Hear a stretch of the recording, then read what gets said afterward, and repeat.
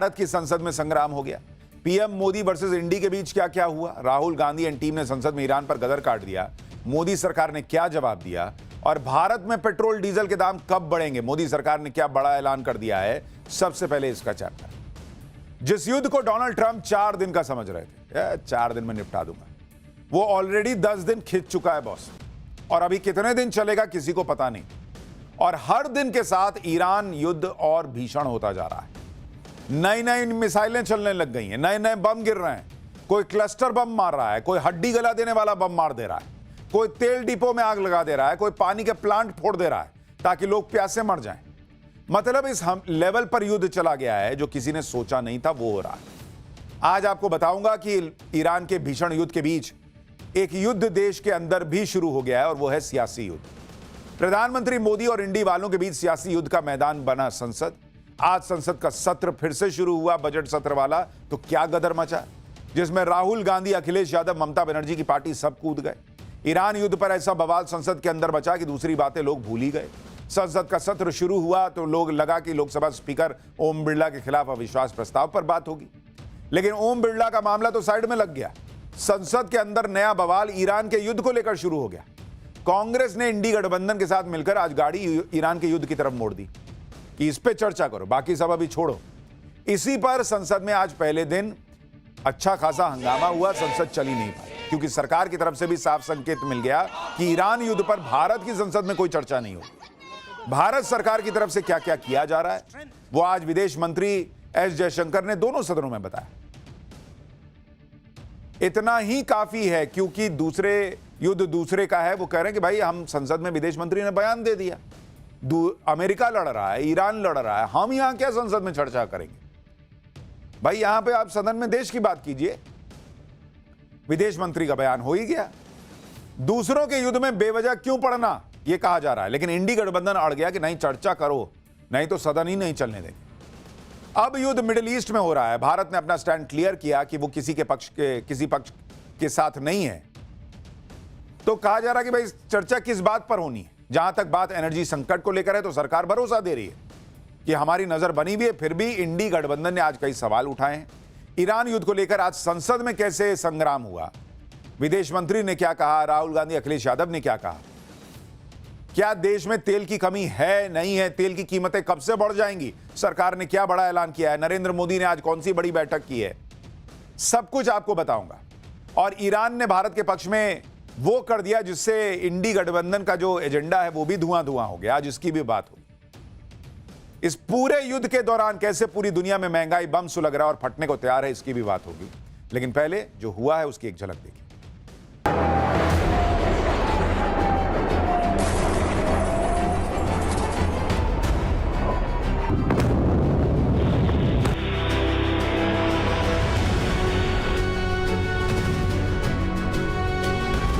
India is in favor of peace and urges a return to dialogue and diplomacy. US deal sign कर दी है मोदी जी ने, तो बहुत जबरदस्त चोट लगने वाली है देश को। सरकार अपना पक्ष साफ करे कि वॉर को वो किस तरीके से ले रहे हैं, उनका राय क्या है इस पर। इनका इंटरेस्ट राजनीति करके अपनी ओछी राजनीति को आगे बढ़ाने का है।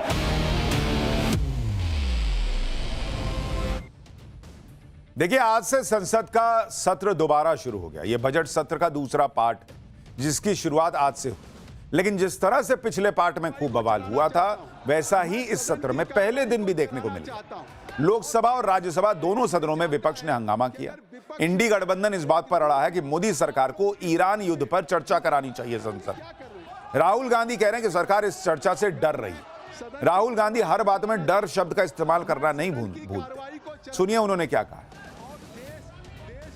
वेस्ट एशिया में हो रहा है, उससे कितने रुपए का नुकसान होगा? मतलब सेंट्रल चीज है, मतलब एक प्रकार से पैराडाइम शिफ्ट करने की लड़ाई चल रही है। उससे हमारी इकोनॉमी को जबरदस्त नुकसान होने वाला है। स्टॉक मार्केट का आपने देख लिया, यूएस डील साइन कर दी है मोदी जी ने, तो बहुत ज़बरदस्त चोट लगने वाली है देश को। तो उस पर डिस्कशन करने से क्या प्रॉब्लम है? तो डिस्कशन करना नहीं चाहते हैं क्योंकि उसमें दूसरी बातें निकलेंगी, उसमें प्राइम मिनिस्टर की पोजीशन निकलेगी, प्राइम मिनिस्टर का जो पूरा कॉम्प्रोमाइज़ हुआ है, जो उन पर ब्लैकमेल किया जा रहा है, वो सवाल उठेगा। तो उसको डिस्कस नहीं करना चाहते। आपने देखा प्राइम मिनिस्टर भाग गए, पार्लियामेंट हाउस से भाग गए। राहुल गांधी कह रहे हैं कि ये जो युद्ध चल रहा है इससे भारत की इकोनॉमी को बड़ा नुकसान होगा। भाई आपके हिसाब से तो ये इकोनॉमी डेड है। आप तो कहते हैं कि ये डेड इकोनॉमी है, तो डेड इकोनॉमी को क्या नुकसान हो सकता है? यानी आप मानते हैं कि इकोनॉमी जो है वो रॉकेट बनी हुई है, तभी ना नुकसान हो। जो चीज ऊपर होगी वो ना नीचे गिरेगी। आपके हिसाब से तो मरी हुई इकोनॉमी है, मरे हुए को कोई क्या मार सकता है? लेकिन जानते हैं अंदर अंदर के मामला क्या है, तो कह रहे हैं कि इकोनॉमी को नुकसान होगा। लेकिन वो कह रहे हैं फ्यूल प्राइस पे चर्चा करो, महंगाई बढ़ सकती है उस पर चर्चा करो, युद्ध के आर्थिक असर पर चर्चा करो। सवाल उठ रहा है कि चर्चा से निकालिएगा क्या? क्योंकि युद्ध तो अभी चल रहा है, आर्थिक हालात हर दिन बदल रहे हैं। आप सदन में चर्चा कर भी लीजिएगा तो वहां जो फ्यूल प्राइस बढ़ना है उसका क्या कर लीजिएगा? सरकार भी यही ना कहेगी कि भाई अभी हमारे पास इतना दिन का स्टॉक है, वो तो वो बता ही रही है। वो कहेगी कि हम इधर से उधर से प्रयास कर रहे हैं कि कैसे उसको बनाए रखना है, वो तो वो बता ही रही है। तो चर्चा करके क्या कीजिएगा? उस चर्चा से कुछ क्या डोनाल्ड ट्रंप सुनेगा कि भारत की संसद में चर्चा हो रही है, एक काम करते हैं युद्ध रोक देते हैं, या ईरान में स्थितियां बदल जाएंगी?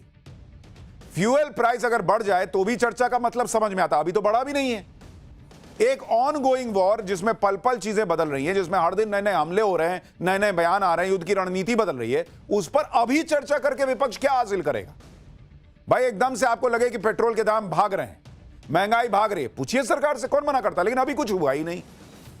राहुल गांधी कह रहे हैं कि इससे पीएम मोदी के रुख का पता चलेगा। तो युद्ध को लेकर भारत का क्या रुख है ये तो पहले से ही क्लियर है। भारत किसी के पक्ष में नहीं है, वो तो ऑलरेडी कह रहा है। भारत ने ना ट्रंप को फोन किया कि बहुत बढ़िया मार रहे हो, ना उन्होंने ईरान को फोन करके कहा कि आप ठीक मार रहे हैं। भारत तो मिडिल ईस्ट के देशों से कह रहा है कि भाई आप तो बीच में फंस गए, आपके साथ गलत हो रहा है और हम शांति चाहते हैं। भारत डायलॉग डिप्लोमेसी पर लगातार जोर दे रहा है, और अगर ईरान युद्ध पर संसद में चर्चा भविष्य में होगी भी तो प्रधानमंत्री का यही स्टैंड होगा।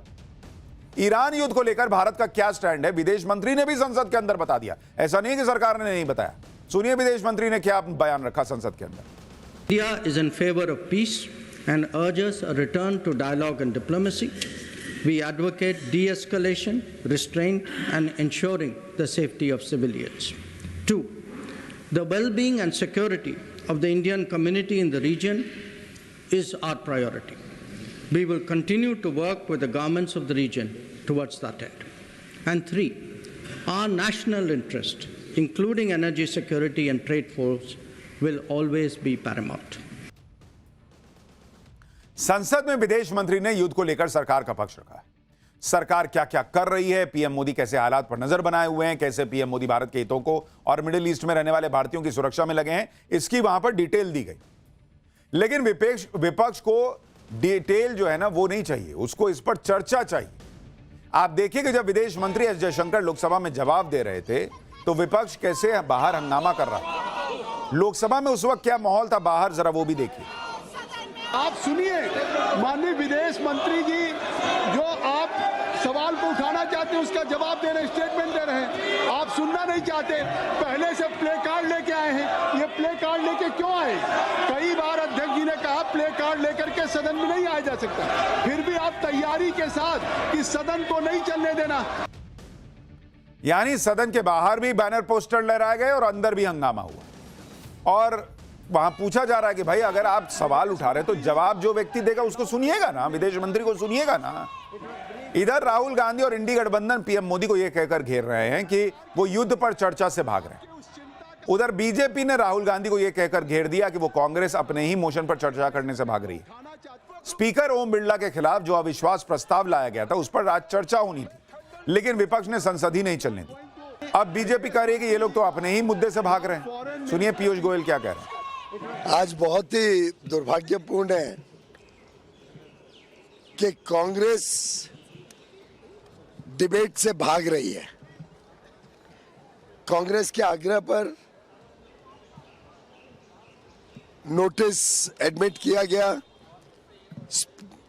स्पीकर के खिलाफ नो कॉन्फिडेंस मोशन वैसे तो उन्होंने ठीक से बनाया भी नहीं था, उसको दुरुस्त करके एडमिट किया गया।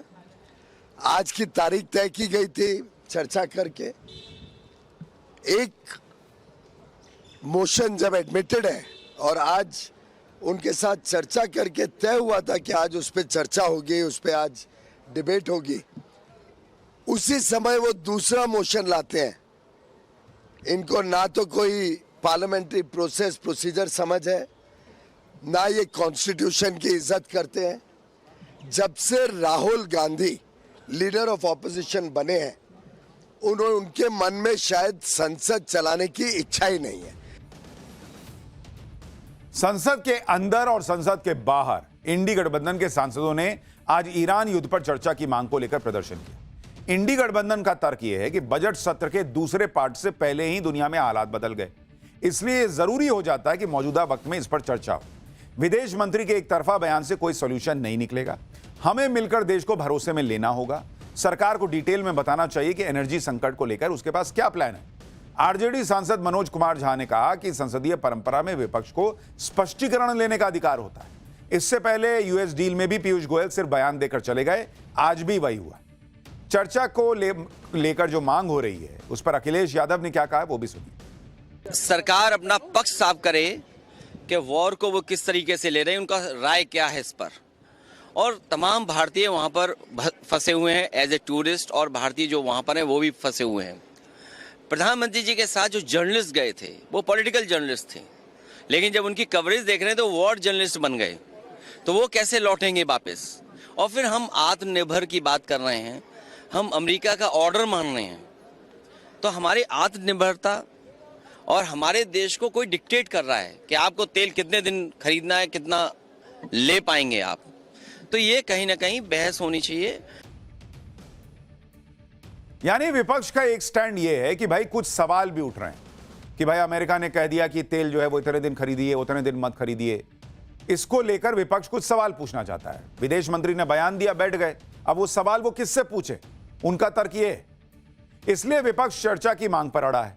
उधर मोदी सरकार कह रही है कि विपक्ष चर्चा की मांग तो करता है, लेकिन जब चर्चा में सरकार जवाब देने पर आती है तो विपक्ष सदन छोड़कर भाग जाता है। राज्यसभा में केंद्रीय मंत्री जेपी नड्डा ने यही कहा कि कब कब विपक्ष ने चर्चा की मांग की और बिना जवाब सुने सदन से वॉकआउट कर दिया। सुनिए एक बार। इनका इंटरेस्ट कभी भी चर्चा में नहीं रहा है। इनका इंटरेस्ट अच्छा नहीं लगेगा लेकिन हुड़दंग मचाने में, हुलिगनिज्म। और मैं उदाहरण के साथ आपको बताना चाहता हूं इस हाउस में इनका रोल क्या है। इन्होंने बहुत हल्ला किया एसआईआर के बारे में। लगभग 18 घंटे चर्चा चली, और दुख की बात यह है कि इलेक्टोरल रिफॉर्म्स के बाद इस सारी चर्चा में यह है वॉकआउट कर गए जब हमारे तरफ से जवाब देने की बारी है। उन्होंने बहुत हल्ला किया, ऑपरेशन सिंदूर, जरा चर्चा करो, पहलगाम का अटैक। 16 घंटे डिबेट चली, और जब गृह मंत्री जी ने जवाब देने की बारी आई तो यह विपक्ष वॉकआउट करके चला गया। यह इनका रिकॉर्ड है। ईरान युद्ध पर संसद में चर्चा को लेकर सूत्रों से यह भी खबर है कि संसद में ईरान युद्ध पर कोई चर्चा नहीं होगी। सरकार ने विपक्ष के चर्चा के प्लान को खारिज कर दिया है। विदेश मंत्री पहले ही दोनों सदनों में बयान दे चुके हैं, सरकार का कहना है। इस बीच ईरान युद्ध को लेकर आज पीएम मोदी ने हाई लेवल मीटिंग भी की है। पीएम मोदी ने आज गृह मंत्री अमित शाह से मुलाकात की। विदेश मंत्री ने भी पीएम मोदी से मुलाकात की है। इसके अलावा विदेश मंत्री एस जयशंकर, एनएसए अजीत डोभाल और सीडीएस अनिल चौहान ने भी पश्चिमी एशिया के हालात पर चर्चा की। युद्ध के बीच भारत के हित प्रभावित ना हो इसको लेकर प्रधानमंत्री मोदी एक्टिव हैं, ये बताया जा रहा है। हालात पर नजर बनाए गए रखे हैं, और जो लोग ये सवाल उठा रहे हैं कि पीएम मोदी ने तो ईरान से रिश्ते बिगाड़ लिए, बाकी देशों से बात की पर ईरान से नहीं की, पीएम मोदी ने इजरायल की साइड ले ली, उन लोगों को भी आज विदेश मंत्री ने जवाब दिया। विदेश मंत्री ने संसद में बताया कि एक तो इस वक्त ईरान के शीर्ष नेताओं से संपर्क बना पाना मुश्किल हो रहा है। दूसरी बात, ईरान ने खुद भारत का आभार जताया है। सुनिए विदेश मंत्री ने इस आरोप पर क्या जवाब दिया। While attempts have been made, contacts with Iran at the leadership level are obviously difficult at this time. I have, however, spoken to Foreign Minister Arakchi on 28 February and 5 March 2026. We will continue these high-level conversations in the coming days.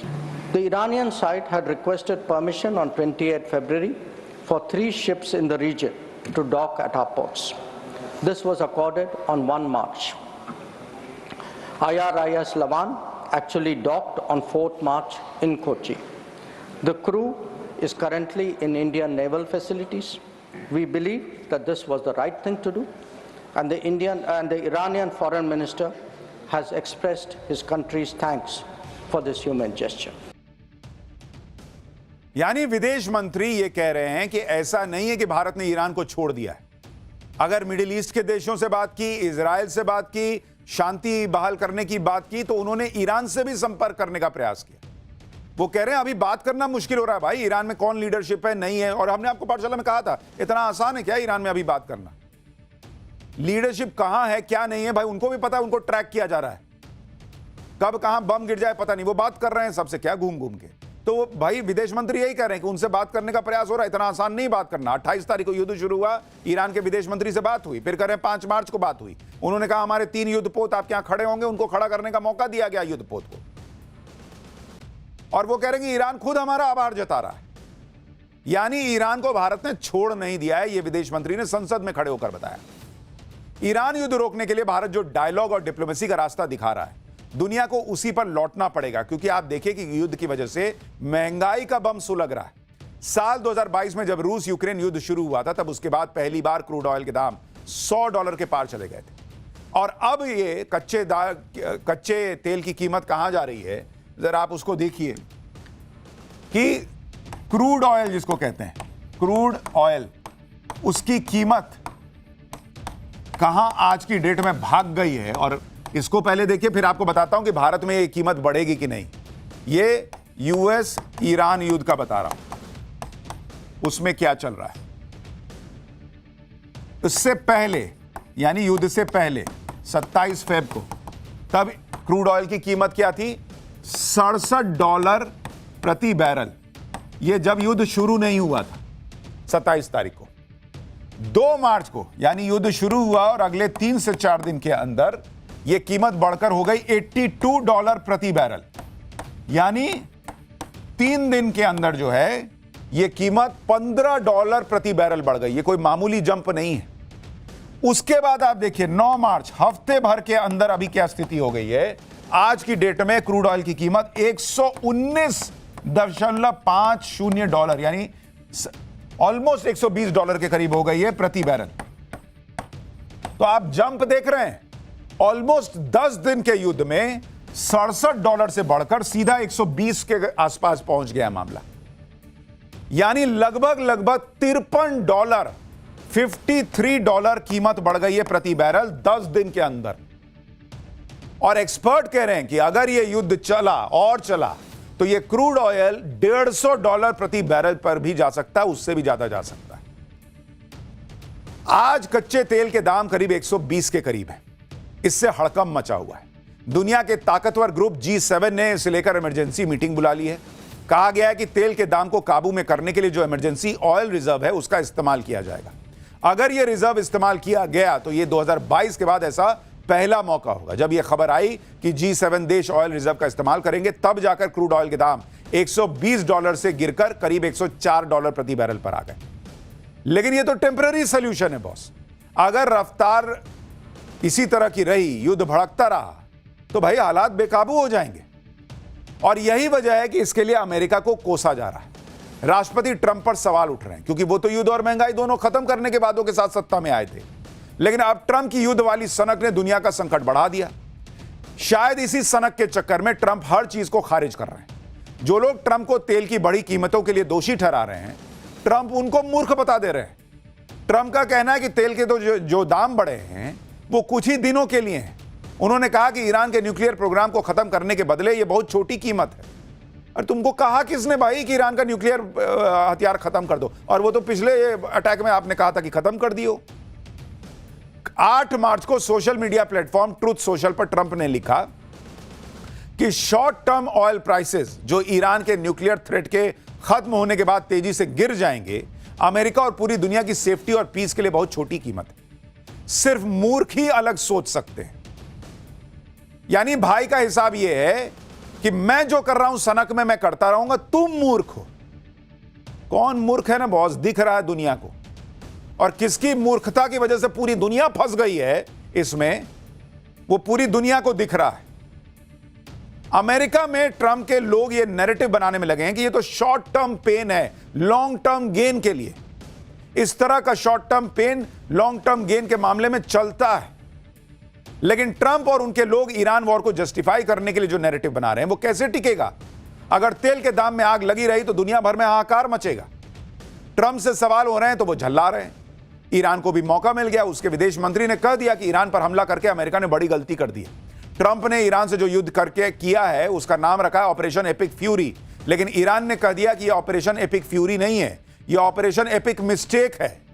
Iran के विदेश मंत्री कह रहे हैं कि operation epic mistake के 9 दिन बाद तेल की कीमतें दोगुनी हो चुकी हैं, सभी कमोडिटी आसमान छू रही है। वो क्या गलत कर रहे हैं? वो तो सही कर रहे हैं। और अमेरिका कह रहा है कि भाई हम जो है ईरान का परमाणु हथियार फोड़ना चाहते हैं, परमाणु संयंत्र फोड़ना चाहते हैं। वहां समुद्र में है क्या जो उसके शिप गिरा रहे हो, फोड़ रहे हो, वो शिप में रखा हुआ है परमाणु बम। वहां जो रिहायशी इलाके में ये घर फोड़ रहे हो, स्कूल में बम गिरा रहे हो, पानी के जो जगह है वहां पर फोड़ रहे हो, वहां पर रखा हुआ है क्या परमाणु बम? दुनिया मूर्ख है नहीं डोनाल्ड ट्रंप, आप समझते हो कि दुनिया मूर्ख है और इसलिए ऐसी बातें करते हो। ईरान लंबी लड़ाई के लिए तैयार है, अगर लड़ाई लंबी चल गई तो फिर क्या होगा उसका ट्रेलर दुनिया ने देख लिया है। फिर भी ट्रंप ऐसा दिखा रहे हैं कि ऑयल के दाम बढ़ भी गए तो क्या ही हो गया। लेकिन उनकी खुद की सरकार कितने प्रेशर में है वो आप इस बात से समझिए कि जो अमेरिका कह रहा था कि उसने भारत को 1 महीने तक रूस से तेल खरीदने की इजाजत दी है, वही अमेरिका आज भारत से बार बार रिक्वेस्ट कर रहा है कि भारत रूस का तेल खरीदे। अमेरिका के एनर्जी सेक्रेटरी क्रिस राइट ने कहा है कि यूएस ने भारत से समुद्र में पहले से मौजूद रूसी तेल को खरीदने और उसे भारतीय रिफाइनरीज में भेजने की अपील की है, ताकि पश्चिमी एशिया में चल रहे संघर्ष के बीच तेल सप्लाई की कमी और कीमतों में उछाल के डर को कम किया जा सके। यानी अमेरिका अब यह खुद चाहता है कि रूस का जो तेल समंदर में है, जो तेल चीन की रिफाइनरी में जाना है, उसे भारत ले ले, क्योंकि चीन के यहां जाने में अनलोड होने में 6 हफ्ते का वक्त लगेगा। तो अमेरिका कह रहा है कि इससे अच्छा है रूस के उस तेल को भारत की रिफाइनरी में ले जाया जाए। युद्ध तुम लड़ो, दुनिया पे महंगाई का बम तुम फोड़ो, तेल की कीमतें तुम्हारी वजह से बढ़े, और उसके बाद तुम बताओ कि एक काम करो, ये वाला तेल तुम ले लो, वो वाला तुम ले लो, ये वाला तुम ले लो। शादी ब्याह का टेंट लग रहा है कि है छुट्टन तुम उधर लगा लेना टेंट, है तुम कुर्सी लगाओ, है तुम कालीन बिछाओ, है तुम देखो गद्दा लगा कि नहीं। तमाशा चल रहा है। तेल की कीमतों में आग लगी है और खुद अमेरिका में हड़कंप मचा हुआ है इससे, पूरी दुनिया टेंशन में, क्योंकि अगर तेल की कीमतें बढ़ेंगी, अगर तेल की सप्लाई में दिक्कत आएगी तो पूरी दुनिया पर असर पड़ना है। भारत में अभी तक सरकार की तरफ से कहा जा रहा है कि कोई दिक्कत की बात नहीं है, लेकिन आज सूत्रों के हवाले से खबर आई कि देश में किसी भी पंप पर पेट्रोल और डीजल की कमी की कोई समस्या नहीं, काफी स्टॉक है। हॉर्मुज स्ट्रेट के बाहर के रास्तों से कच्चे तेल की सोर्सिंग तेज कर दी गई है। भारत के पास ATF यानी एविएशन टरबाइन फ्यूल का काफी स्टॉक मौजूद है, क्योंकि भारत ATF का प्रोड्यूसर और एक्सपोर्टर है, इसलिए भारत की किसी भी एयरलाइंस को घबराने की जरूरत नहीं। सूत्रों के हवाले से यह भी कहा गया कि जब तक कच्चे तेल के दाम $130 प्रति बैरल को पार नहीं कर जाते, तब तक दाम बढ़ने की आशंका नहीं। यानी भारत में तेल की कीमतों का संकट तब खड़ा होगा जब यह कीमत 130 पर पहुंचेगी। लेकिन सवाल है कि 10 दिन में ही 67 से 120 हो गया, तो 120 से 130 जाने में कितना टाइम लगेगा। यह भी कहा गया कि भारत तेल गैस के स्टॉक के मामले में दूसरे देशों से बेहतर स्थिति में, यहां तक कई देशों ने स्टॉक के लिए भारत से संपर्क किया है। लेकिन अगर युद्ध भीषण होता गया, तेल के दाम ऐसे ही बढ़ते रहे, तो फिर दुनिया के लिए बड़ी चुनौती होगी और भारत अछूता नहीं रहेगा। भारत में तेल की कीमत और महंगाई के लिए 130 का बैरियर है, तो यह बैरियर कभी भी टूट सकता है, यह भी आशंका है। लेकिन पाठशाला में अब अगले चैप्टर में देखिए कि ईरान का तेल जला रहा, पानी सुखा रहा ट्रंप का ऐसा एक्शन जिस पर दुनिया भर में लोग सदमे में क्यों आ गए। क्या इजराइल अमेरिका ने ईरान पर हड्डी गला देने वाले हथियार से हमला कर दिया है? ईरान ने अमेरिका और इजराइल पर कहां-कहां जवाबी हमले में धुआं कर दिया, और ईरान और अमेरिका युद्ध की सबसे लेटेस्ट तस्वीरें और रिपोर्ट क्या कह रही है, अब इसका चैप्टर। ईरान अमेरिका युद्ध का आज 10वां दिन है बॉस। जिस युद्ध को ट्रंप सोच रहे थे कि अभी तभी कभी खत्म कर दूंगा, वो लगातार बढ़ रहा है। और ईरान इजराइल में धमाके पे धमाके कर रहा है, अमेरिका के बेसिस फोड़ रहा है। ट्रंप बौखलाए हुए हैं, जिसके बाद ट्रंप ने वो एक्शन लिया है जिस पर दुनिया भर के लोग सदमे में, क्योंकि अब यह युद्ध जिस लेवल पर चला गया है, जिसमें ईरान के मिसाइल और ड्रोन अकेले टारगेट नहीं रह गए। ईरान को घुटनों पर लाने के लिए उसकी लाइफलाइन माने जाने वाले तेल डिपो पर मिसाइल गिरानी शुरू हो गई है। हमले भी ऐसे कि तेल डिपो ही नहीं, ईरान की सड़कें और नाले तक सुलगने लगे। इतना ही नहीं, ईरान को प्यासा मारने के लिए ईरान के पानी पर अटैक शुरू हो गया बॉस। आप सोचिए, ये जो डोनाल्ड ट्रंप खड़े होकर कहीं भी कहने लग जाते हैं कि उनका एयरफोर्स खत्म कर दिया, नेवी खत्म कर दी। एयरफोर्स और नेवी खत्म कर दिए हो तो वहां तेल के रिसोर्स क्यों जला रहे हो? पानी को क्यों टारगेट कर रहे हो? ईरान अब भी झुकने को तैयार नहीं है। ईरान ने अलग धमकी दे दी है कि उसकी लाइफलाइन और पानी पर हमला करते रहोगे तो पूरे मिडिल ईस्ट में वो तबाही मचा देगा, जिसकी झलक भी ईरान ने दुनिया को दिखा दी, ट्रेलर दिखा दिया है। यानी सैनिकों के बीच होने वाला युद्ध अब नागरिकों को मिटाने पर आ गया बॉस। अमेरिका और इजराइल पर पहले ही ईरान में लड़कियों के स्कूल में बम गिराकर 150 से ज्यादा मासूम छात्राओं को मारने का आरोप लगा हुआ है। उस पर अब इजराइल अमेरिका पर उस व्हाइट फास्फोरस बम के इस्तेमाल का आरोप लग रहा है जो इंसानों की हड्डियां गला देता है। आज पाठशाला में ईरान के खिलाफ अमेरिका और इजराइल के हमलों और ईरान के पलटवार की एक एक तस्वीर आपको दिखाऊंगा। वो कौन सा बम है जो हड्डी गला देता है उसके बारे में बताऊंगा। कैसे अमेरिका जो है वो अब ईरान में तेल भी जला रहा है और पानी खत्म करके लोगों को मारना चाह रहा है, वो भी बताऊंगा। लेकिन पहले एक झलक देखिए।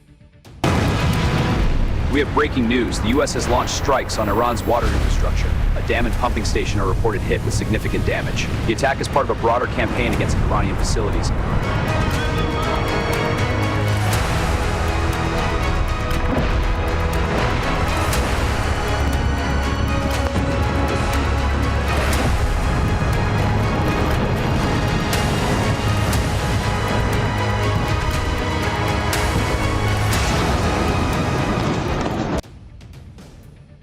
देखिए, ईरान का युद्ध अब ऐसा भीषण हो गया है कि ना अमेरिका इजराइल रुक रहे हैं और ना ईरान झुक रहा है। कोई क्लस्टर बम मार रहा है, कोई व्हाइट फास्फोरस बम मार दे रहा है, कोई तेल के डिपो उड़ा रहा है, कोई पानी के प्लांट फोड़ दे रहा है। तेहरान से आई इन तस्वीरों को आप देखिए बॉस। हवाई हमलों के बाद तेल डिपो से आग की ऊंची ऊंची लपटें उठती देख रहे हैं। भयानक आग है बॉस तेहरान में। आग इतनी भयंकर है कि पूरे इलाके में रात में उजाला हो गया बॉस। एक बार फुल फ्रेम तस्वीर दिखाइए, आप देख रहे हैं भयानक बम फूटा है वहां पर। और उसके बाद तेल डिपो में जो आग लगी है, बाप रे बाप। ये ईरान की तस्वीरें आपको दिखा रहा हूं तेहरान की। एक और तस्वीर देखिए, इसे तेहरान की सड़कों से गुजरते हुए किसी शख्स ने अपने कैमरे में रिकॉर्ड किया है, जिसमें ऑयल डिपो से आग के साथ ही धुएं का भयंकर गुबार उठता दिख रहा है। ईरान के ऑयल डिपोज पर अमेरिका इजराइल के हमलों के बाद इसी तरह आग लगी हुई नजर आ रही है और काफी ऊंचाई तक धुआं फैला दिख रहा है। ऐसा लग रहा है जैसे फोटो में नहीं आता था परमाणु बम फटा तो ऐसा हो गया, उस टाइप का लग रहा है। लेकिन ये तेल डिपो में आग लगी। ईरान के ऑयल डिपो में बमबारी से भड़की आग सिर्फ डिपो तक सीमित नहीं रही, ईरान की सड़कें और गलियां भी इससे सुलग रही। ऑयल डिपो से निकला तेल उस इलाके की सड़कों के किनारे बने नालों तक में पहुंच गया और उसमें भी आग लग गई है। इस तस्वीर को आप देखिए, तेल डिपो में हमले के बाद कैसे एक सड़क पर बह रहे नाले में अचानक आग भड़क उठी, जिसकी वजह से वहां अफरा तफरी मच गई। दिखाइए एक बार।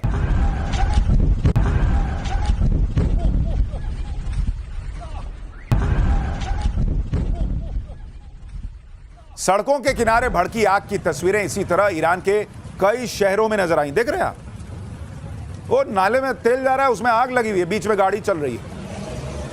ईरान के ऑयल डिपो में लगी आग से निकल रहा काला धुआं बड़े इलाके में फैल चुका है और इस काले धुएं ने सूरज की रोशनी तक को रोक दिया। कई इलाकों में दिन में अंधेरा छा गया। आप क्या सोच रहे हैं, रात का फोटो दिखा रहे हैं? ये दिन है बॉस। इतना काला धुआं हो गया कि लग रहा रात है। ये कर रहा है इजराइल और अमेरिका।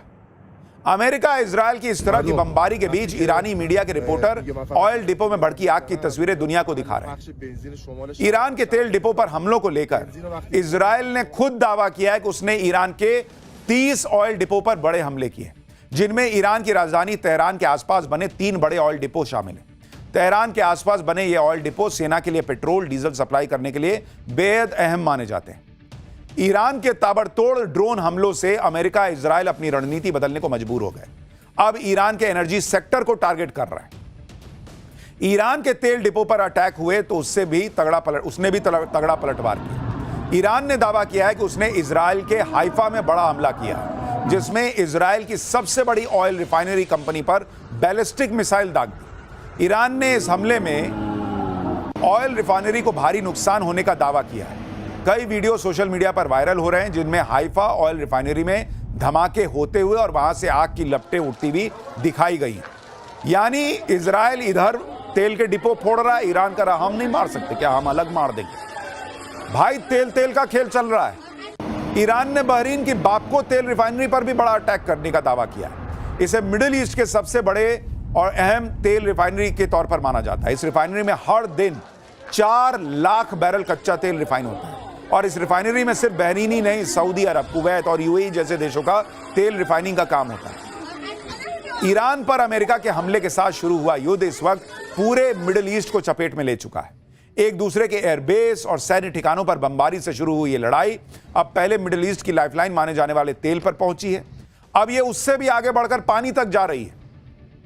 पहले ईरान ने अमेरिका और इजराइल पर आरोप लगाया कि दोनों ने मिलकर उसके डीसैलिनेशन प्लांट यानी समुद्र के नमकीन पानी को, खारे पानी को पीने लायक पानी बनाने वाला जो प्लांट होता है उस पर हमला किया। ईरान कह रहा है कि तुम मेरा पानी मार रहे हो, मेरे लोग मर जाएंगे, क्या कर रहे हो।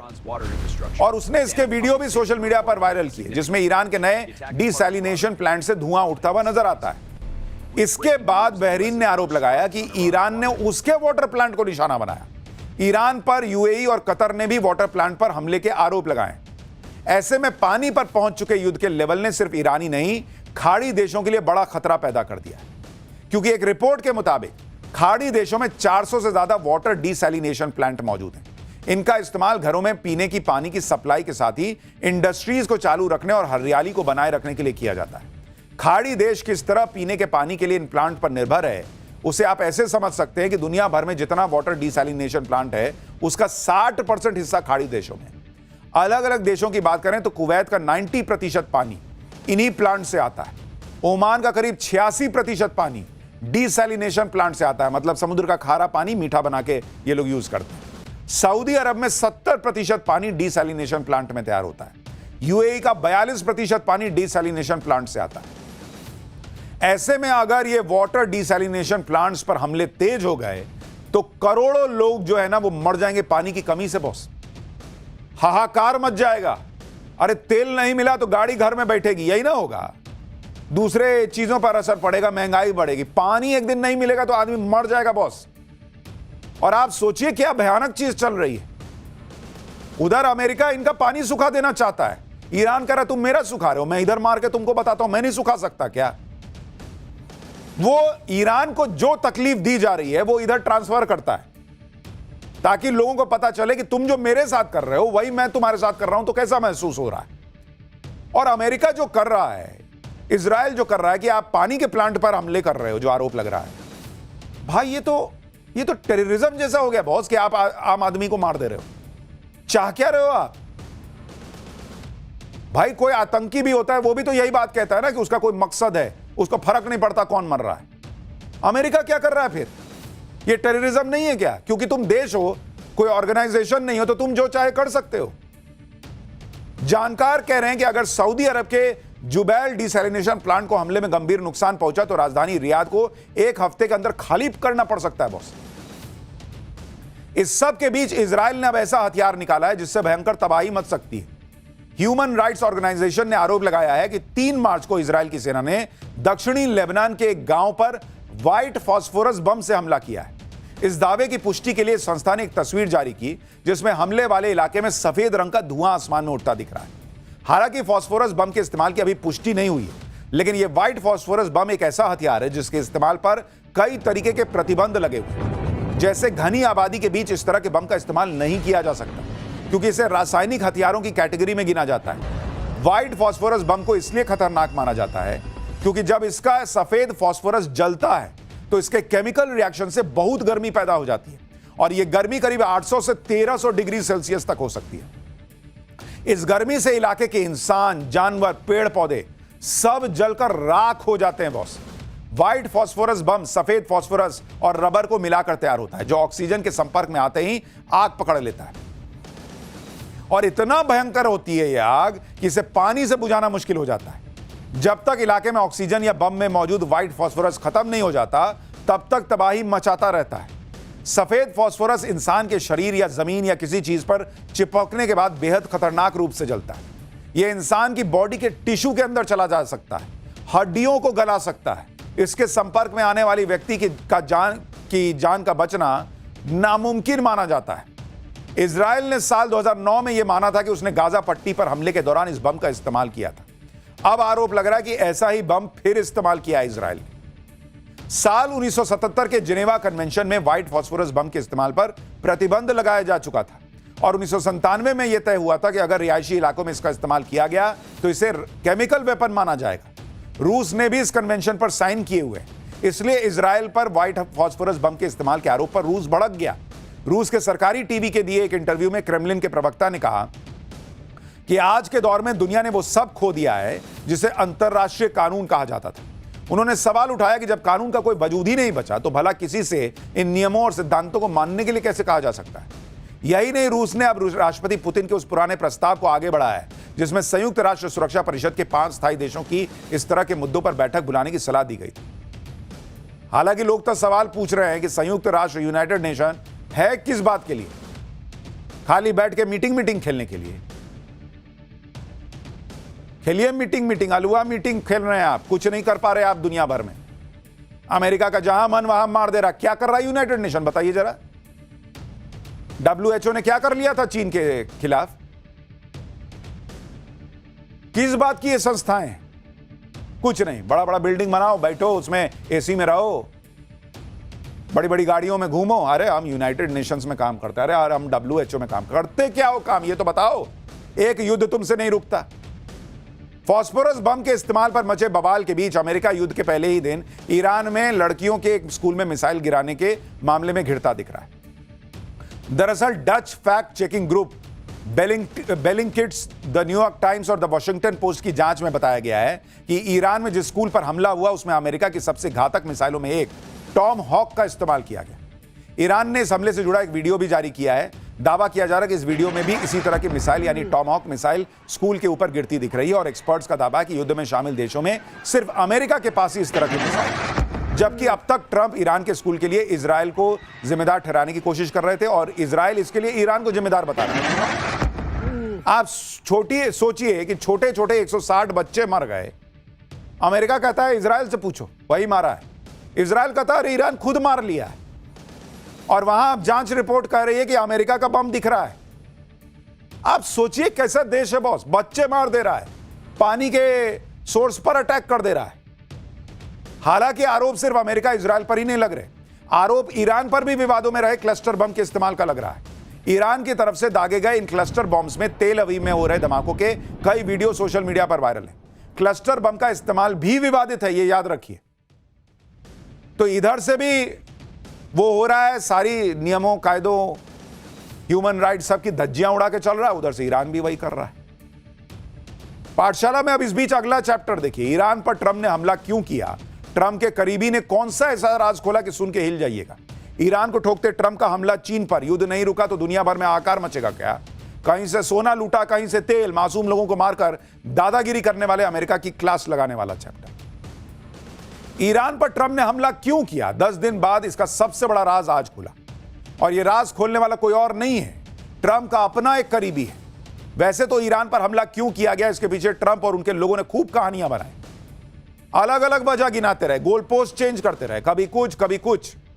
लेकिन अब ट्रंप का असली मकसद दुनिया के सामने खुल गया है और इसके साथ ही यह साफ हो गया कि ट्रंप अब तक ईरान को लेकर जो बात कर रहे हैं वो दरअसल असली प्लान छुपाने के लिए था। आप देखिए कि ट्रंप ने ईरान युद्ध पर अपना असली प्लान छुपाने के लिए क्या क्या कहा। पहले कहे कि ईरान एक आतंकी देश है, ईरान में रिजीम चेंज करना चाहते। तुम हो कौन चेंज करने वाले भाई, लेकिन कह दिया कि नहीं हम करना चाहते। कह रहे हैं कि हमला नहीं करते तो ईरान हमला कर देता। ईरान के न्यूक्लियर प्रोग्राम को नष्ट करना चाहता हूं, ईरान को दुनिया के लिए खतरा बता रहे हैं, इजराइल को बचाने के लिए हमला किया है। ये सारी बातें ट्रंप लगातार बोलते रहे। मतलब तय नहीं है कि इजराइल को बचाने के लिए किए, रिजीम चेंज के लिए किए, परमाणु बम के लिए किए, काहे के लिए किए, कुछ नहीं, जब जो मन में आया बोल दिए। लेकिन इस दौरान ट्रंप ने कभी अपना सीक्रेट प्लान नहीं बताया जो अब पूरी दुनिया के सामने आया है। ट्रंप के बेहद करीबी सेनेटर ने ट्रंप का गहरा राज खोल दिया। ट्रंप के ईरान अटैक का एक बड़ा कनेक्शन वेनेजुएला से भी है। ट्रंप ने पहले वेनेजुएला पर कब्जा किया और उसके तुरंत बाद ईरान के खिलाफ युद्ध में उतर गए। इसी में ट्रंप का बहुत बड़ा सीक्रेट छुपा है, आज जिसके बारे में आपको बताऊंगा, लेकिन पहले एक झलक देखिए।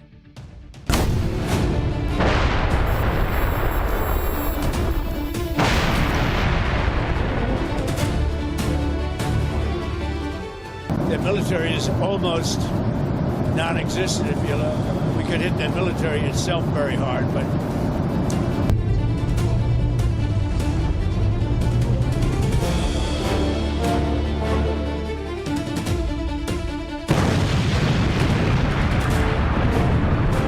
Venezuela and Iran have 31% of the world's oil reserves.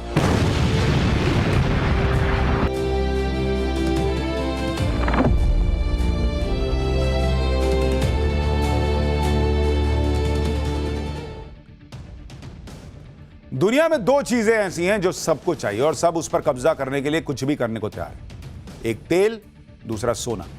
और यही दो चीजें ऐसी हैं जो दुनिया चला रही है। जिसके पास तेल है, जिसके पास गोल्ड है, वो दुनिया का राजा है। और इसी के लिए युद्ध होते रहे, इसी के लिए बम बरसते रहे, सरकारें गिराई जाती रही हैं, देश तबाह किए जाते रहे, तख्ता पलट होता रहा है। वेनेजुएला से लेकर ईरान तक यही हो रहा है और अमेरिका का तो पूरा इतिहास ही ऐसा है। अब ईरान के मामले में यही खुलासा हुआ है। अमेरिका में रिपब्लिकन पार्टी के एक सीनेटर हैं लिंडसे ग्राहम, जिनको ट्रंप का बहुत करीबी और खास माना जाता है। लिंडसे ग्राहम ने ईरान पर हमले के पीछे का असली राज खोल दिया है। रिपब्लिकन सीनेटर लिंडसे ग्राहम ने एक टीवी प्रोग्राम में खुलेआम कहा बॉस कि ईरान के तेल पर अमेरिका की नजर है। वेनेजुएला की तरह ईरान पर कंट्रोल चाहते हैं। ईरान और वेनेजुएला के पास दुनिया का 31% तेल भंडार है। इतने बड़े तेल भंडार पर अमेरिका का नियंत्रण होगा। इससे अमेरिकी अर्थव्यवस्था को फायदा होगा। सबसे बड़ी बात कि इससे चीन को बड़ा झटका लगेगा। चीन इन दोनों देशों से तेल खरीदता रहा है। ईरान पर अमेरिका का कंट्रोल चीन के लिए बुरे सपने जैसा होगा। यानी सीधा हिसाब वही है बॉस जो हम आपको पाठशाला में बोलते रहे। ना तो ईरान के परमाणु कार्यक्रम से इनको कोई खतरा था, ना ही ईरान किसी पर हमला करने जा रहा था, ना ही ईरान में सत्ता परिवर्तन कराना इनका असली मकसद था। पूरा खेल तमाशा तेल का है बॉस। इनको पूरे दुनिया में तेल जहां जहां है वहां घुसना है और लूटना है। अमेरिका एक गुंडागर्दी करता हुआ देश दिख रहा है, एक लुटेरा देश दिख रहा है कि जहां तेल है लाओ मुझे दो, मैं उसका इस्तेमाल करूंगा। सुनिए लिंडसे ग्राहम, डोनाल्ड ट्रंप के करीबी, खुद अपने मुंह से बता रहे हैं। Venezuela and Iran have 31% of the world's oil reserves. We're going to have a partnership with 31% of the known reserves. This is China's nightmare. This is a good investment, and we should applaud our men and women in the military who are doing something I've never seen done before. आपको क्या लगता है Donald Trump अकेले सनकी हैं? उनके साथ का हर आदमी सनक में डूबा हुआ है। वो कह रहा है मुझे प्राउड है कि हम ऐसा कर रहे हैं। ये तो पूरी दुनिया को पता है कि जहां कहीं भी तेल दिखता है अमेरिका उस तेल पर कब्जा करने के लिए कूद जाता है। फिर आगे पीछे कुछ नहीं देखता बॉस। लोग तो इस बात का मजाक उड़ाते रहे, मीम बनाते रहे कि अगर खाने के तेल में ज्यादा तेल दिख जाए, खाने में तेल ज्यादा दिख गया तो कड़ाही में अमेरिका कूद जाएगा। ये इन लोगों का हाल है। उत्तर कोरिया पर ट्रंप हमला क्यों नहीं करते लोग पूछते हैं। किम जोंग भी तो धमकी देता रहता है, परमाणु हथियार होने का दावा खुलेआम करता है। ईरान में परमाणु बम तो अभी तक दिखा नहीं। उत्तर कोरिया तो खुले कहता है कि उसके पास है। वहां क्यों नहीं जाते डोनाल्ड ट्रंप अमेरिका? क्योंकि उत्तर कोरिया के पास ना तो तेल है ना सोना है। ऊपर से वो ऐसा सनकी है कि परमाणु बम भी फोड़ देगा, इनको पता है। वेनेजुएला पर भी तेल के लिए अमेरिका ने हमला किया। वहां के राष्ट्रपति को उठा के ले आए, किडनैपिंग कर लिए बॉस। वेनेजुएला में दुनिया का सबसे बड़ा कच्चे तेल का भंडार है। अब इसीलिए ईरान पर हमला किया, ईरान के तेल पर कब्जा करने के लिए युद्ध छेड़ दिया और दुनिया को बता रहे हैं कि देखो हम तो तुम्हारे लिए कर रहे हैं। अरे मत करो, जाओ। वेनेजुएला का मामला ट्रंप ने क्लोज कर दिया। अब ईरान की बारी है। ये सोचे थे कि खामनेई को मार देंगे, वहां जैसे मादुरो को उठा लिए, खामनेई को मारेंगे, ईरान घुटनों पे गिरेगा, अपना कोई वहां पपेट बैठा देंगे कठपुतली, अब पूरा तेल उठा लेंगे। क्योंकि ईरान में दुनिया का तीसरा सबसे बड़ा तेल भंडार है। ऊपर से उस तेल की क्वालिटी बहुत अच्छी। ईरान के अलावा अन्य खाड़ी देशों के साथ अमेरिका के संबंध अच्छे हैं। ईरान ही वो देश है जो अमेरिका को आंख दिखाता रहता है, इसलिए ईरान पर हमला ही कर दिया। ईरान में करीब 209 बिलियन बैरल तेल का भंडार है। ग्लोबल सप्लाई का 4.5% तेल ईरान प्रोड्यूस करता है। प्रतिदिन करीब 3.3 मिलियन बैरल तेल का उत्पादन। ईरान का सबसे बड़ा तेल खरीदार चीन है। 2025 में चीन ने ईरान के तेल निर्यात का 90% से ज्यादा खरीदा था, क्योंकि बाकी देश उस तरह से खरीद ही नहीं सकते। अमेरिका ने सैंक्शन लगा रखा था। ईरान के तेल भंडार पर अगर अमेरिका का कंट्रोल हो गया तो चीन की परेशानी बढ़ जाएगी, और यही ट्रंप का प्लान भी है कि एक तो तेल ले लो, ऊपर से चीन के साथ खेल कर दो। ट्रंप ने पहले ही वेनेजुएला पर कब्जा कर लिया। वहां के राष्ट्रपति मादुरो अरेस्ट है, अमेरिका की कैद में। वेनेजुएला में दुनिया का सबसे बड़ा कच्चे तेल का भंडार है, जो अब अमेरिका के कंट्रोल में। अगर ईरान के ऑयल रिजर्व पर अमेरिका का कंट्रोल हो जाता है तो ट्रंप के हाथ वो खजाना लग जाएगा जिससे अमेरिका ऑयल किंग हो जाएगा। भाई अगर आप देखेंगे इस वक्त हालत क्या है वेनेजुएला, उसको अगर आप देखेंगे वेनेजुएला, वहां पर 303 बिलियन, कह रहा हूं मिलियन नहीं, बिलियन बैरल तेल मौजूद है। 303 बिलियन बैरल तेल का भंडार है, और दुनिया का 17 से 19% कच्चा तेल। ये कहां पे है बॉस? ये है, आपको बता रहा हूं, वेनेजुएला में। दुनिया का 17 से 19%। वो तो ऑलरेडी ट्रंप ने ले लिया मादुरो को किडनैप करके। अब उसकी नजर है प्लस ईरान पर। ईरान में कितना है बॉस? ईरान में है 209 बिलियन बैरल। ठीक है, इसके पास 303, इसके पास 209। और ये दुनिया का कितना है बॉस? दुनिया का कहा जाता है कि ऑलमोस्ट 11% से लेकर 13% स्टोर है, रिजर्व है। दोनों देशों के पास कुल मिला दीजिए, अगर आप इन दोनों को जोड़ दीजिए तो ये 30% दुनिया का तेल हो जाता है बॉस। 30% कच्चा तेल। अब आप खुद सोचिए कि अगर दुनिया के 30% कच्चे तेल के भंडार पर अमेरिका का कंट्रोल हो गया तो वो क्या नहीं कर सकता। और उसके पास खुद का तेल तो है ही है। कच्चे तेल के मामले में अमेरिका की मोनोपोली हो जाएगी। यानी सारी लड़ाई इस बात की है कि कौन कच्चा तेल बेचेगा, किसे बेचेगा। अमेरिका को इस पर कंट्रोल चाहिए। अमेरिका यह सब तय करना चाहता है, जिसके लिए ट्रंप जगह जगह कूद रहे हैं। ट्रंप किसी भी कीमत पर ईरान के तेल पर कब्जा चाहते हैं। इसके लिए ट्रंप ने इजरायल को भी हड़का दिया, क्योंकि ट्रंप का मकसद तेल भंडार पर हमला करना नहीं, तेल पे कब्जा करना है। इजरायल ने ईरान के तेल भंडार पर भयंकर हमले कर दिए। इजरायल के हमले के बाद तेल भंडार जलने लगे और धुएं का गुबार छा गया। ट्रंप भड़क गए। इजरायल ने ईरान के 30 से ज्यादा ऑयल डिपो पर हमला किया। युद्ध शुरू होने के बाद अमेरिका इजरायल में यह पहला बड़ा मतभेद है। इजरायल के हमलों पर अमेरिका ने कहा कि क्या बकवास है जी। ट्रंप के एक सलाहकार ने कहा कि राष्ट्रपति को यह पसंद नहीं आया है। राष्ट्रपति ट्रंप तेल बेचना चाहते हैं, उसे जलाना नहीं चाहते। अमेरिका ने कहा कि तेल भंडार पर हमला अच्छा विचार नहीं था। भाई अमेरिका को ईरान से तेल चाहिए, इजरायल को ईरान को खत्म कर देना है, क्योंकि उसके हिसाब से जो उसके मिडिल ईस्ट में दुश्मन है उसमें से एक को तो निपटाओ इसी बहाने। तो दोनों का मकसद यहां मिसमैच हो गया। तो ट्रंप नाराज हो गए कि अरे क्या कर रहे हो, तेल में आग काहे लगा रहे हो, वही लूटने तो निकले हैं हम। इजरायल के हमलों से ट्रंप की नाराजगी इसलिए है क्योंकि ट्रंप का प्लान इसी तेल पर कब्जे का है, जबकि इजरायल ईरान को बर्बाद करना चाहता है। ट्रंप के करीबी लिंडसे ग्राहम के बयान के बाद कुछ बातें बिल्कुल क्लियर हो गई। ईरान युद्ध एक रिसोर्स वॉर है, जिसका मकसद तेल के संसाधनों पर कंट्रोल करना है। दूसरा, इस युद्ध के जरिए चीन की इकोनॉमिक ग्रोथ को अमेरिका रोकना चाहता है। चीन अपनी एनर्जी सिक्योरिटी के लिए वेनेजुएला और ईरान पर निर्भर है। कच्चे तेल की चाबी अपने पास रखकर अमेरिका अपना ग्लोबल डोमिनेंस बढ़ाना चाहता है। यानी पूरा खेल अमेरिका को दुनिया का बाप बनाने का है। यानी पर्दे पर भले ही ईरान के खिलाफ अमेरिका युद्ध लड़ता दिख रहा है, लेकिन पर्दे के पीछे का असली खेल तेल से जुड़ा हुआ है। क्रूड ऑयल ईरान की लाइफलाइन है। इसी के दम पर ईरान की इकोनॉमी चलती है। ईरान के कच्चे तेल का हब खार्ग आइलैंड है। अगर यहां हमला हो गया तो ईरान आर्थिक तौर पर तबाह हो जाएगा। खार्ग आइलैंड पर ईरान की स्टोरेज फैसिलिटी और टैंक है। यहीं पर टैंकर लोडिंग टर्मिनल और पाइपलाइन भी है। ईरान का 90% तेल खार्ग आइलैंड से निर्यात होता है। खार्ग आइलैंड फारस की खाड़ी में है। यह भी चर्चा है कि ट्रंप ईरान के खार्ग आइलैंड पर कब्जा करने की प्लानिंग कर रहे हैं। वहीं ईरान का कहना है कि अगर ऐसी कोई कोशिश हुई तो बहुत खतरनाक अंजाम होगा। एक तरफ ट्रंप ईरान के तेल पर कंट्रोल चाहते हैं, दूसरी तरफ वेनेजुएला के गोल्ड रिजर्व पर भी ट्रंप की नजर है। वेनेजुएला का तेल तो अमेरिका के कंट्रोल में आ ही चुका है। अब वेनेजुएला के सोने के रिसोर्स को भी अमेरिका जो है अपने फायदे के लिए इस्तेमाल कर रहा है। वेनेजुएला से $100 मिलियन यानी 922 करोड़ रुपए से ज्यादा का सोना अमेरिका पहुंच चुका ऑलरेडी। शुक्रवार को वेनेजुएला से सोने की यह खेप अमेरिका पहुंची, यानी एक तरह से वेनेजुएला के गोल्ड की लूट हुई और गोल्ड उठाकर अमेरिका ले गया। अमेरिका के होम मिनिस्टर डग बर्गम ने इसकी पुष्टि की है। बर्गम ने कहा कि राष्ट्रपति ट्रंप वेनेजुएला में जो कर रहे हैं उससे वेनेजुएला से लोग उनका धन्यवाद करेंगे। वहां का तेल लूट ले रहे हो, वहां का सोना लूट ले रहे हो और पब्लिक धन्यवाद देगी। गजब है भाई। ये तो डोनाल्ड ट्रंप ना हुए, ये तो गब्बर सिंह हो गए शोले वाले, कि गब्बर के ताप से तुम्हें सिर्फ एक ही आदमी बचा सकता है, खुद गब्बर, और इसलिए तुम गब्बर को अनाज देते रहो। अमेरिका के ताप से तुम्हें सिर्फ अमेरिका बचा सकता है, इसलिए तुम ट्रंप को जो है सोना लूटने दो, तेल लूटने दो, नहीं तो हम तुमको मार के चले जाएंगे। यह अमेरिका का आतंकवाद नहीं है, टेररिज्म। और क्या होता है बॉस? आप वेनेजुएला से तेल और सोना एक तरह से लूट रहे हो और कह रहे हो कि वहां के लोग तुमको थैंक यू बोलेंगे। दरअसल ट्रंप वेनेजुएला को अमेरिकी कॉलोनी की तरह इस्तेमाल कर रहा है।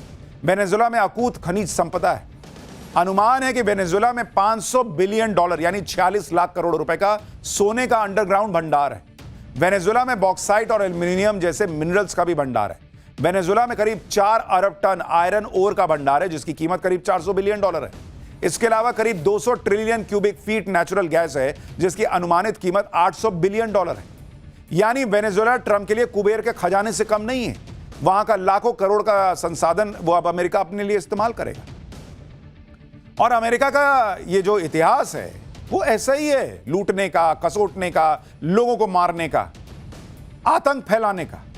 जहां तेल दिख जाए, जहां दूसरे का खजाना दिख जाए, वहां घुस जाओ, अपना दबदबा बनाओ।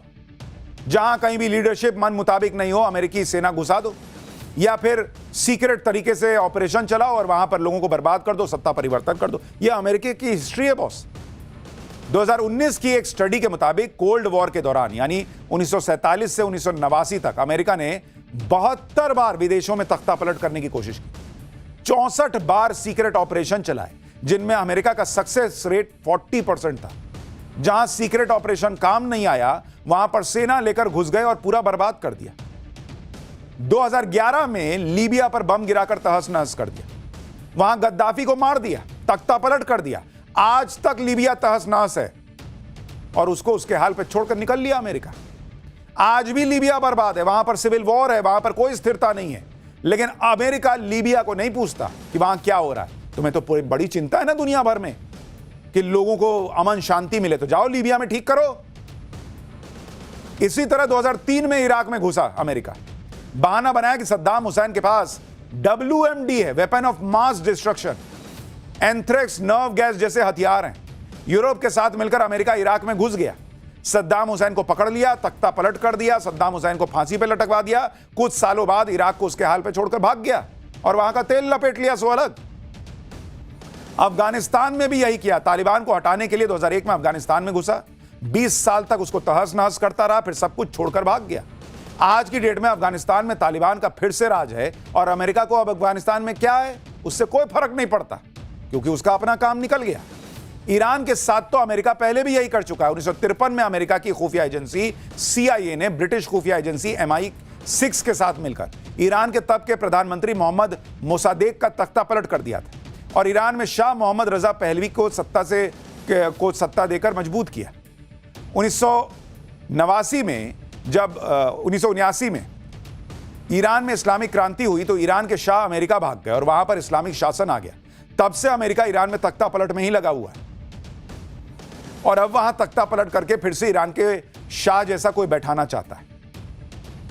यानी अमेरिका का यह हिसाब किताब है बॉस, दुनिया में लूट खसोट करने का, पूरी दुनिया को लूटने का, अपने यहां पैसा भरने का, खजाना भरने का, यह अमेरिका का हिसाब है बॉस। और जो वो करता है वो किसी आतंकवाद से कम नहीं है, वो टेररिज्म से कम नहीं है, क्योंकि जब वो ये करता है लूट खसोट तो उसमें मासूम लोग मरते हैं और वो उसको अमली जामा पहनाता है कि मैं दुनिया की भलाई के लिए कर रहा हूं। अरे जाओ दुनिया की भलाई। और इसलिए जो लोग ये सोचते हैं कि ईरान जो कर रहा है वो सिर्फ ईरान की लड़ाई है, वो ईरान की लड़ाई नहीं है बॉस। कल वेनेजुएला था, आज ईरान है, कभी इराक था, दूसरे देश थे। जहां जहां अमेरिका को फायदा दिखेगा वो घुसेगा और जहां वो घुस नहीं सकता वहां पर तख्ता पलट के लिए कभी कोई आंदोलन कराएगा, कभी कुछ करेगा। यह मत सोचिए कि कोई देश बच सकता है। अमेरिका वो देश है जिसे युद्ध पसंद है। बिना युद्ध के अमेरिका रह नहीं पाता। अपनी ताकत का इस्तेमाल देशों पर कब्जा करने के लिए करता है। अब तो लोग कह रहे हैं कि अमेरिका ने करोड़ों लोगों को मौत के घाट उतारा है। अमेरिकी पॉलिटिकल साइंटिस्ट और शिकागो यूनिवर्सिटी में इंटरनेशनल रिलेशन के प्रोफेसर जॉन मिरशाइमर ने बड़ा आरोप लगाया है। प्रोफेसर मिरशाइमर ने कहा है कि 1971 से लेकर 2021 तक अमेरिका ने दुनिया में 3 करोड़ 80 लाख लोगों को मारा है। ये वो खुद कह रहे हैं बॉस। लेकिन ये अमेरिका का आतंकवाद नहीं है, क्योंकि वो देश बड़ा है बॉस अपने हिसाब में। वो दुनिया का नंबर 1 देश मानता है खुद को। और जब आप ताकतवर होते हैं तो किसी को मारते हैं तो दुनिया की भलाई का अमली जामा पहनाकर मार सकते हैं। क्या कीजिए, चल रहा है ये। और अब हमारा स्पेशल सेगमेंट, सोचा है कभी वो सवाल जो दिमाग की बत्ती जला दे। क्या आपने कभी सोचा है कि फोटोकॉपी मशीन से अगर सब कुछ हूबहू कॉपी हो ही सकता है तो 100, 200, 500 के नोट भी कॉपी करके निकाले जा सकते हैं क्या? आज इसकी सच्चाई सुनेंगे तो आपको शौक लगेगा। आज इसके बारे में बताता हूं। दरअसल किसी भी करेंसी नोट को फोटोकॉपी मशीन में डालकर कॉपी करने पर वो होता है जो आपने सोचा ना होगा। अगर आप करेंसी नोट को कॉपी करना चाहेंगे तो तुरंत मशीन एरर दिखाने लगती है। जब कोई नोट रखकर प्रिंट करने की कोशिश करता है तो ज्यादातर नए प्रिंटर और फोटोकॉपी मशीनें आज की डेट में रुक जाती हैं। वे पूरा नोट नहीं छापती या सिर्फ आधा अधूरा प्रिंट करती। कई बार स्क्रीन पर मैसेज आता है कि यह गैर कानूनी है। यह सब स्मार्ट टेक्नोलॉजी की वजह से होता है। भारतीय और दूसरे देशों की करेंसी पर यूरियन पैटर्न बना होता है। इन्हीं यूरियन पैटर्न की वजह से प्रिंटर इन्हें छापने से मना कर देते हैं।